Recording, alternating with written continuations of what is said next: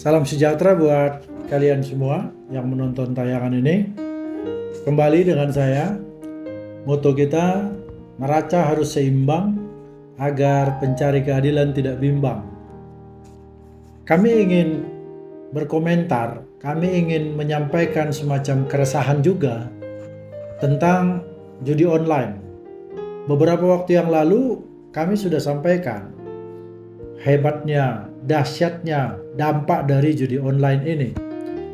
Kami teringat dengan hasil wawancara antara wartawan Kompas dengan Bapak Menkominfo. Kami ingat betul dan masih kami rekam semacam statement yang begitu kuat yang disampaikan oleh Bapak Menteri waktu itu, bahwa memberantas judi online itu adalah gampang karena orangnya sudah ketahuan. Sudah diketahui siapa sebetulnya bos judi online itu. Di Indonesia hanya ada 4. Nah, waktu mendengar itu tentu kita punya harapan. Tentu bagi kita mungkin sudah tidak sulit untuk menangkap orangnya. Dan dengan perangkat yang ada, kami pun merasa memang itu tidak sulit kalau mau. Nah, jadi kami menanti sejak kami tonton wawancara itu, terus terang kami menanti kapan bos judi yang 4 orang yang dinyatakan Bapak Budiari Setiadi itu, kapan dilakukan penangkapan terhadap mereka. Apalagi kita tahu Presiden sudah membuat semacam tim Satker. Nah, di dalamnya cukup komplit kami rasa organ-organ yang ada di dalamnya. Ya, tidak perlu kami sebutkan lagi. Di dalam Satker yang dibentuk Presiden itu rasanya cukup lengkap perangkat-perangkat hukum yang bisa melaksanakan tugas itu untuk memberantas judi online. Kami paparkan coba bagaimana tragisnya seorang istri, seorang polwan yang harus membakar suaminya karena sudah ketagihan bermain judi online. Lalu kemudian beberapa hari yang lalu kita mendengar ada seorang wartawan yang meninggal, dibakar. Dia meninggal, istrinya meninggal, anaknya meninggal, cucunya meninggal. Ini peristiwa yang lebih tragis. Karena apa? Karena dia memberitakan adanya judi online di Kabanjahe.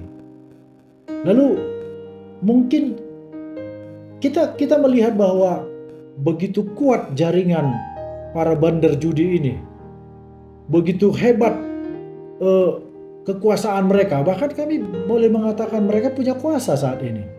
Nah, dengan tidak tertangkapnya, dengan tidak terwujudnya apa yang dikatakan oleh Bapak Menkominfo, Bapak Budi Ari, sekarang kita mulai mengerti ternyata bos judi online ini punya jaringan dengan penguasa-penguasa.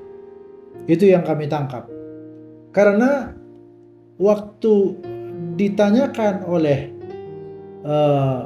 host dari Kompas TV mengatakan, kenapa Pak Menteri mengatakan sebetulnya gampang, tapi di balik kata sebetulnya gampang itu seperti ada kerisauan. Dikatakan di sana, yang penting sebetulnya gampang, yang penting jangan ada backing membackingi.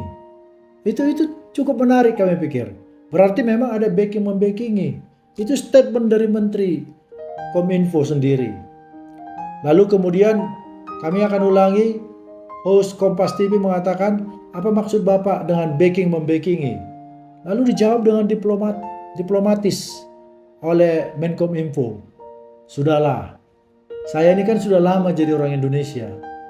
Saya pikir itu kata-kata yang cukup satir, yang cukup mengejek kata-kata itu.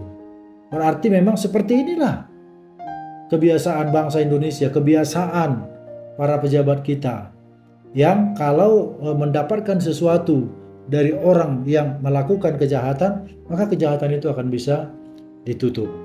Nah, dalam kaitan ini tentu kami menyuarakan ini. Kami minta supaya apa yang sudah disampaikan Presiden atau mungkin apa lembaga yang sudah dibentuk Presiden, tolonglah supaya mereka bekerja. Bukankah itu sudah jelas yang disampaikan oleh Bapak Budi Ari tentang 4 orang yang menjadi bos judi di Indonesia sudah diketahui? Kenapa tidak ditangkap sampai hari ini? Yang lebih celaka dan yang membuat hati kita kadang-kadang sedih, para pemain-pemain judi itu ditangkap. Mereka itu adalah korban, walaupun mereka tetap orang yang melanggar hukum. Ya, mereka juga adalah orang yang melanggar hukum. Tapi kenapa bosnya yang lebih besar itu, yang lebih besar menurut kami pelanggaran hukumnya, itu tidak bisa diproses? Itu menjadi tanda tanya besar bagi kami, warga negara.